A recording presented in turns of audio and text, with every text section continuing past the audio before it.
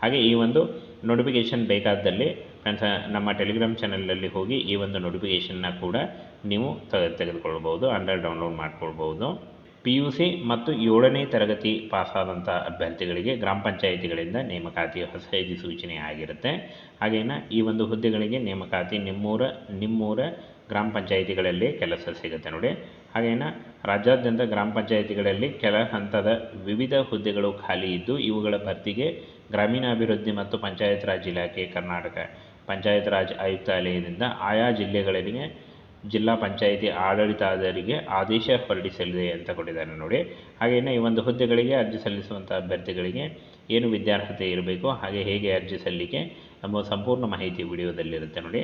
ಇನ್ನು ಫ್ರೆಂಡ್ಸ್, ಇಲಾಖೆಯಲ್ಲಿ 6026 ಹುದ್ದೆಗಳಿಗೆ ನೇಮಕಾತಿ ಇರುತ್ತೆ ನೋಡಿ. ಕೆಳ ಹಂತದ 4 ವೃತ್ತದ ಹುದ್ದೆಗಳಾಗಿರ್ತವೆ. ಕರ್ನಾಟಕ ಪಂಚಾಯತ್ ರಾಜ್ ಇಲಾಖೆಯಿಂದ ನೇಮಕಾತಿ ಆಗಿರುತ್ತೆ.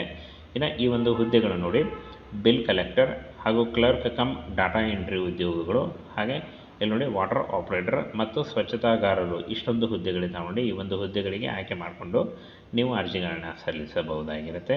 ಹಾಗೆ 18,000ದಿಂದ 30,000ವರೆಗೆ ಪರ್ ಮಂತ್ ಸ್ಯಾಲ್ರಿ ಆಗಿರುತ್ತೆ ನೋಡಿ. ಇದು ಜಾಸ್ತಿ ಕೂಡ ಆಗ್ತಾ ಹೋಗುತ್ತೆ. ಹಾಗೇನ ಫ್ರೆಂಡ್ಸ್, ಬಿಲ್ ಕಲೆಕ್ಟರ್ ಹುದ್ದೆಗಳಿಗೆ ಅರ್ಜಿ ಸಲ್ಲಿಸುವಂಥ ಅಭ್ಯರ್ಥಿಗಳಿಗೆ, ಕರ ವಸೂಲಿಗಾರರು ಹುದ್ದೆಗಳಿಗೆ ದ್ವಿತೀಯ PUC ಕೇಳಿದ್ದಾರೆ ನೋಡಿ. ದ್ವಿತೀಯ PUC ಉತ್ತೀರ್ಣರಾದಂಥ ಅಭ್ಯರ್ಥಿಗಳಿಗೆ ಕರ ವಸೂಲಿಗಾರರು, ಬಿಲ್ ಕಲೆಕ್ಟರ್ ಈ ಒಂದು ಹುದ್ದೆಗಳಿಗೆ ಅರ್ಜಿಗಳನ್ನು ಸಲ್ಲಿಸಬಹುದು. ಹಾಗೇನ ಇನ್ನು ಕ್ಲರ್ಕ್ ಕಮ್ ಡಾಟಾ ಎಂಟ್ರಿ ಆಪರೇಟರ್ಗಳಿಗೆ PUC ಕೇಳಿದ್ದಾರೆ, ಜೊತೆಗೆ ಕಂಪ್ಯೂಟರ್ ಜ್ಞಾನವನ್ನು ಹೊಂದಿರಬೇಕಾಗತ್ತೆ.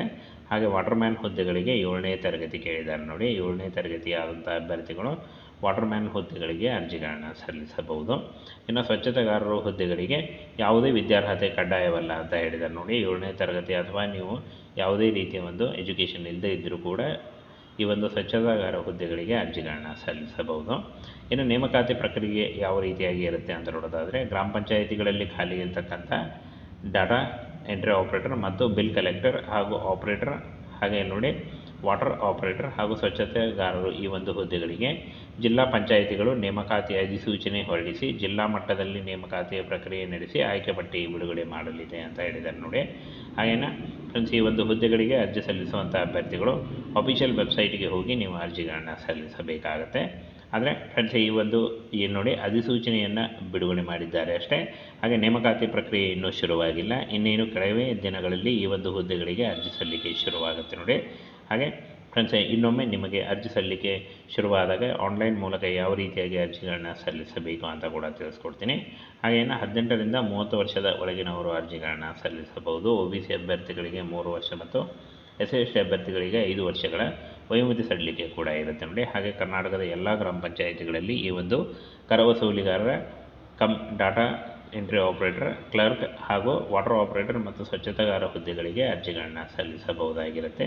ಇನ್ನೇನು ಕೆಲವೇ ದಿನಗಳಲ್ಲಿ ಈ ಒಂದು ಹುದ್ದೆಗಳಿಗೆ ಅರ್ಜಿ ಸಲ್ಲಿಕೆ ಶುರುವಾಗುತ್ತೆ ನೋಡಿ.